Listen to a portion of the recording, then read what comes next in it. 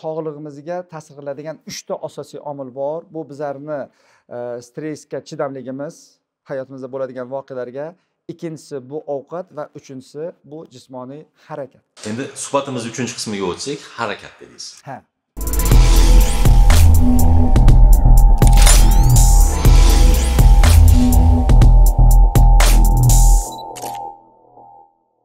Keyinlar 0 dan boshlaymiz.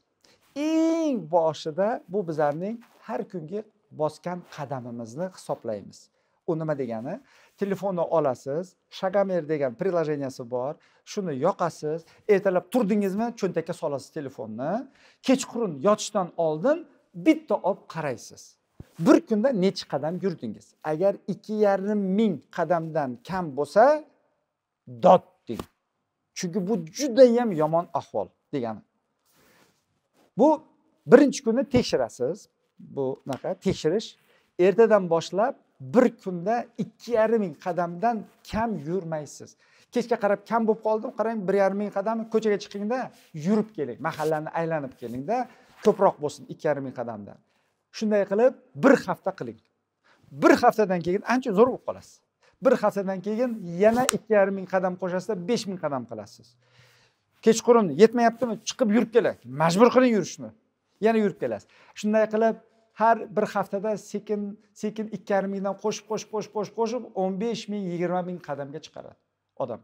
Ana o'sha unga chiqardingizmi, tanangiz ancha ixcham bo'ladi, yurak qon tomirlari ancha yaxshi bo'lib, mushaklaringiz o'ziga kelib qoladi. Ana undan keyin vazni haddan tashqari ko'p odamlar, vazni ko'p degan haddan tashqari degani, masalan 180 bo'lsa, vazni 95 bo'lsa, undan ko'p bo'lsa, ko'p hisoblanadi. Unday odamlarga yugurgan yaxshi emas. Qadam bosib ko'proq yuradi, terlash kerak. Kimniki vazni ko'p, lekin sal kamroq bo'lsa, 10 kilo, 8 kilo ko'p bo'lsa, yugurish kerak. Sekin bek trustoy deyiladi, sekin lo'killab yuradi, probeshka qiladi. Lekin yoningizda yurib ketayotgan odam, siz yugurganingizda u bilan teng yurishingiz kerak. Shunchalik sekinda, lekin lo'killab yurasiz. Albatta terlash kerak. Mana uzr, shu gapingizga nima qildim? Savol kelib qoldi. Ko'pchilar aytadi, o'sha imonni o'sha lo'killab yugurish kerak deydi. Nima uchun imonni shu narsa bo'ladi? Aynan lo'killab yugurish. Lo'killab yurganimizda ichki a'zolar qimirlaydi. Birinchi ich qotish, ya'ni qabziyatga olib keladigan narsa odamni yo'g'on ichagi qimirlamay qo'yganidan. Vibratsiya bo'lishi kerak. Ana shu vibratsiya bo'lsa, lo'killaganida ichki a'zolar yaxshi ishlay boshlaydi, qandaydir ichida bir-birini massaj qila boshlaydi. Ana unda qabziyat sekin o'tishi tezlashadi. Xo'pmi? 1. Demak, lo'killab yurish kerak. Sekin yugurish kerak. Sekin yuguravergan sekin terlab odam ancha yaxshi bo'lib qoladi. Ichidagi qon tomirlari yaxshi ochilib, yura boshlaydi. Qo'shimcha kapillarlar ochiladi tanamizda. Juda ham ko'p kapillarimiz uxlab qolgan tanamizda. Shular ochila boshlaydi, odam ancha yuragi ham ancha trenirovka qilib oladi. Ana undan keyin maxsus mashqlarga o'ta boshlaydi. Bu yerda albatta qaraladi, nimaga? Vazn tashlamoqchimi, o'mirtqa pog'onini to'g'rilamoqchimi, bo'g'inlarni to'g'rilamoqchimi? Shu yo'lda bir aytib keta qolay. Ekopark degani Toshkentdagi ekopark, eski zooparkning o'rni, eski Toshminning yonida ekoparkda guruhim bor. Mana 7 yildan beri har kuni ertalab soat 6:00 da bo'g'in mashqi boshlaymiz. Kimga o'mirtqa pog'onani, bo'g'inlarini to'g'rilamoqchi bo'lsanglar, bemalol kelinglar, guruhim bepul, bemalol kelib, shu yerda shug'ullanib, sog'lig'ingizni zo'r qilishingiz mumkin. 1. Endi demak, odamning qayeri zaifiga qarab, shunga qarab mashq qilinadi. Mashqning eng zo'r tarafi bor, eng baland tarafi bor, o'sha ancha tayyorlan odamga bu maxsus boyagi tortilish, brusiyada ajrimaniya qilish, poldan ajrimacha qilish yoki eng zo'ri shtanga ko'tarish. Agar shtangani to'g'ri yomon ko'tarilsa, albatta dabdala qiladi.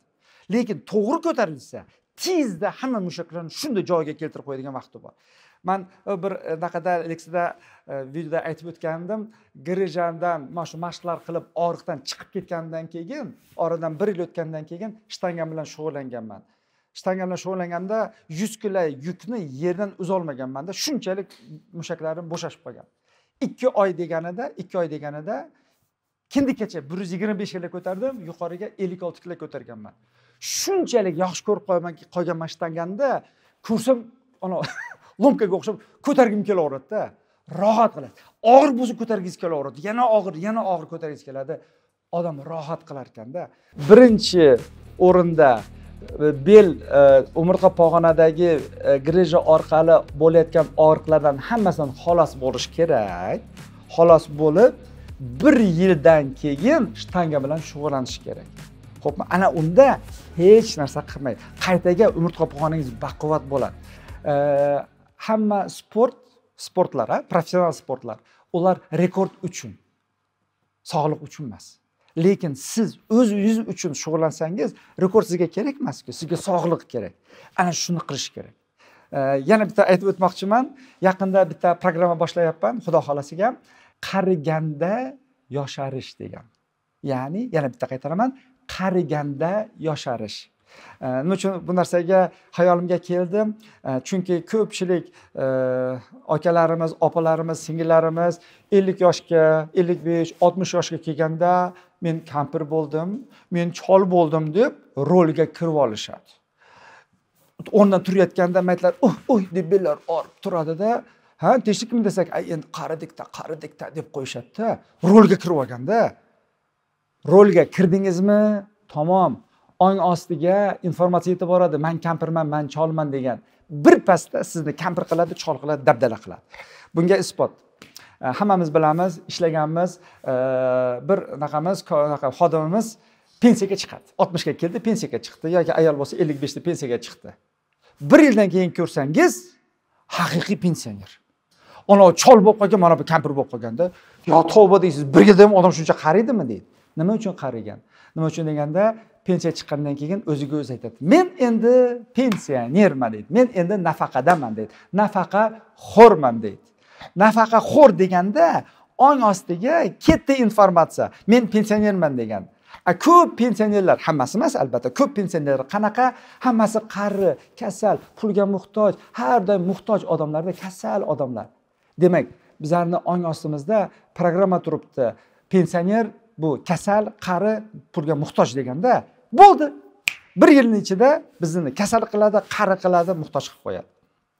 Shuning uchun mana shu programmani ochishimga sababi mana shu birinchi odamning o'zining hayotiga, uning o'zining fikriga, pozitiv, negativ fikrlari qanaqa bo'lyapti, shunga uning nima deydi, munosabatini o'zgartirish. 1. Ikkinchisi, mana 7 kunlik darslar olib boryapmiz hozir sog'lomlashish to'g'risida. Odamlar, yoshi katta odamlar kundan kunga yaxshi bo'lyapti-da.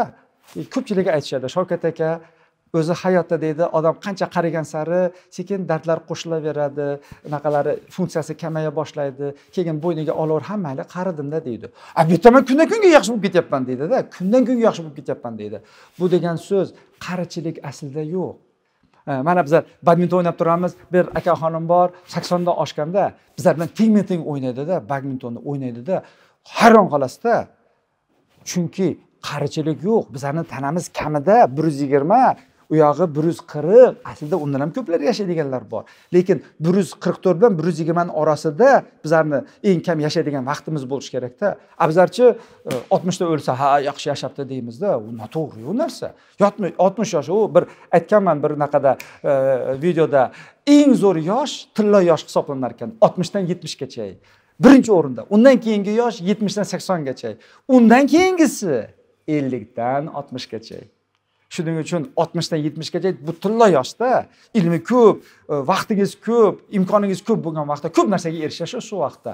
Shuning uchun qarichilik yo'q. Qarichilik odamning boshida boshlanadi. Ilmi yetmagandan keyin bo'yniga oladi, boyaga ovqatlarni noto'g'ri yeydi, noto'g'ri harakat qiladi, hayotda bo'layotgan stresslarga yomon naqa qiladi-da, bir pasda o'zini yoqib yuboradi. Umrini yoqib yuboradi-da. Shu 60 ga kelganda g'irt kampir, g'irt chol bo'lib qolganda, deysiz.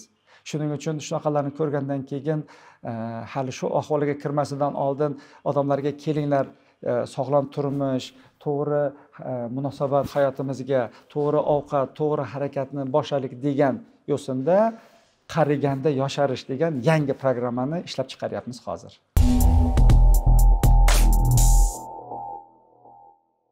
O'sha xatti-harakat shahar sharoit yoki qishloq sharoit yoki qanaqadir o'sha mashqlarni bajarish vaqtlari bormi? Mana ko'pchilik aytadi, men qishloqda turaman, ertadan kechgacha ishlayman, shuning uchun menga jismoniy tarbiya kerakmi deydi. Birinchidan pochtalyon, ilgari pochtalyonlar bo'lardi. Bir kunda 30-40 kilometr yurishardi.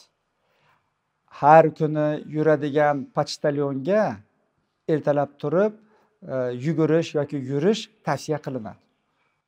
Shavkat aka, qanaqa bu bir kunda 40 kilometr yursa, unga nima kerak bor ertalab turib yana yarim soat yurish degan savol tug'iladi, ha? Javob. Kuni bo'yi 30 kilometr yurganida ichki holat qanaqa? Men ishlayapman, men ishdaman deb, men charchayapman deydi-da. Bu 30 kilometr yurgani unga foydadan ko'ra ziyon ko'proq olib keladi. Chunki uning ichki holati bu yurishga nisbatan negativ holatda. Ilojsizlik, majburiyat. Ana bu sumkani ortib oladi. Endi odam ertalab yugurganda o'zi uchun voy, har bir qadamim menga sog'liq beryapti, deb maza qilib yuramiz. Shuning uchun bir narsa qilishdan oldin niyat qilamiz-ku, ana shu niyat juda ham katta narsa. Ya'ni ariqdan oqayotgan suvni qayoqqa burish bu niyatimiz ekan. Niyatimiz. Shuning uchun qilayotgan ishimizni oldin ichimizdagi ichki holatimiz, niyatimiz qanaqa, shu narsa. Bundan chiqdi. Hurmatli bizlarning boyagi dehqonlarimiz, ertalabdan kechgacha jismoniy qiladigan, ish qiladigan aka-ukalarimiz, opa-singillarimiz. Agar siz shu ish qilayotgan paytingizda ichki holatingiz zo'r bo'lsa, olam guliston. Lekin qilyapman, charchab ketdim, bir umr shuni ketmon chopamanmi deb negativda bo'lsangiz, sizga sog'liqni o'rniga bu kasallik beradi. Demak, buni shu nozik tarafi bu bizlarning niyatimiz va ichki yondoshishimiz shu ishga. Anaga yondoshni to'g'rilasa, zo'r. Kuni bo'yi bular gimnastika qilgan bilan teng bo'ladi. Lekin yondoshni noto'g'ri qilsa, bu ish odamni ancha dardga chalintirib qo'yadi. Bir. Ikkinchisi, demak, boyaga aytganimizdek, shahar sharoitida eng zo'ri albatta tashqariga chiqib toza havoda yurganingiz. Agar unga uyalaman deydi, bir xil chetdan kelgan odamlar aytadi, agar men ko'chada yugursam, men tomi ketib qolibdim deb ustimdan kulishadi deydi. To'g'ri, bu tarafda hali sal odamlarni yondashi sal noto'g'riroq, shunga yugurgan odamga sal kulib qarashadi. Agar unaqa bo'lsa, hovlingizda yuguring. Hovlida, hammada hovli bor, oblastlarda bemalol yuguringlar. Domda turadiganlar zalda yuguringlar. Sekin, lo'killab, agar chiqa olmasangiz, zalda yuguring. Agar zo'r bo'lsa, albatta begovoy doroshka qo'yib olasiz, yuguraverasiz. Agar bo'lmasa, iloji bo'lmasa, ana zalda yugurasiz. 2 ga 2 zalda yugursa bo'ladi. Sekin, lo'killab boyaga yugursa bo'ladi. Demak, bu birinchisi yugurishga taalluqli bo'lgan narsa. Ikkinchisi bo'g'in mashqi. Kanalimizda bor, ana shu bo'g'in mashqlari, mana bu tepadagi silka bor. Ana shu silka orqali kirib, bo'g'in mashqi nima va uni qanday qiladi? Shu bo'g'in mashqini qilsangiz, birinchidan umurtqa pog'onaga tuz o'tirmaydi, o'sha ham durust bo'lmaydi. Agar yaxshilab umurtqa pog'on bilan ishlasangiz, grijani orqalari ketadi. Kelajakda yukni noto'g'ri ko'tarib qo'ymasangiz, grija bo'lmaydi va tizzalarda, bo'g'inlarda tuz o'tirmaydi va turib yurishingizga qiynalmaysiz. Yana bitta plyusi bor, tanangizdagi mushaklaringiz tarang bo'ladi. Bunday qilganingizda mayitingiz osilib qolmaydi. Xo'pmi? Bu eng oddiy darajadagi mashqlar.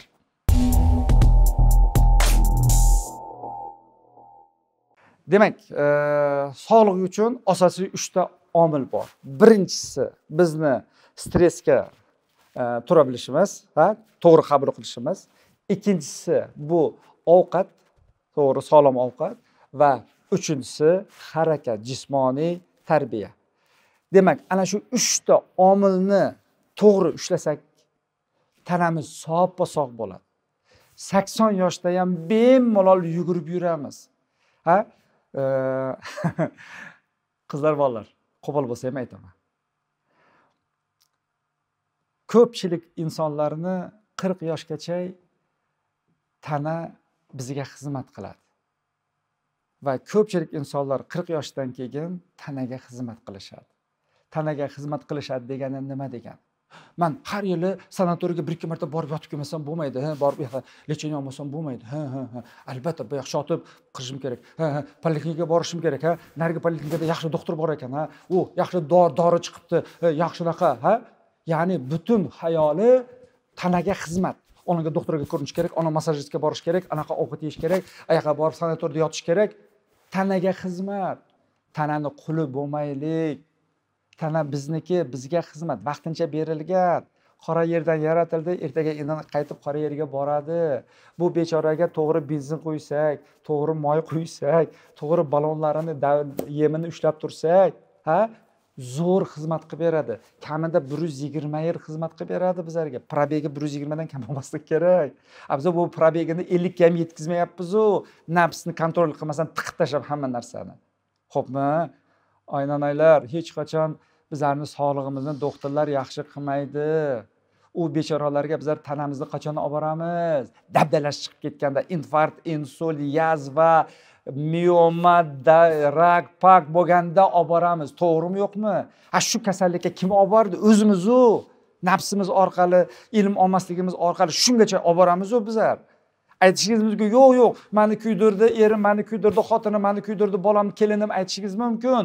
Unaqa emas, 100%. Bu bizlarni unga nisbatan munosabatimiz. Bitta video bor. Bitta ayol yaqinda erini yo'qotgan bo'lsa ham xursand bo'lib yuribdi. Chunki shukr qiladi, 30 yil mazza qilib shu eri bilan yashaganiga, eri zo'r farzandlar yashab ketganiga, zo'r biznes ochib ketganiga shukr qiladi shunga. Ayrimlari esa tushkunlikka tushib, kasal bo'lib, bola chaqasidan dabdasini keltiradi. Erini ko'madi, orqasini o'zini ko'madi, bola chaqani kelajagini ham ko'mib tashlaydi. Unaqa bo'lmaylik. Ko'zlarni ochaylik, hayotimizga to'g'ri yondashaylik, ilm olinglar. So'rashingiz mumkin, qaytdan o'rgansak bo'ladi deb darsga kelinglar. Pastda telefon bor, telefon qilinglar, kelinglar. Xo'pmi? Beshikdan qabrgacha ilm ol degani. Shuning uchun ilm olib, sog'lom, mazza qilib yashaylik. Uchrashguncha.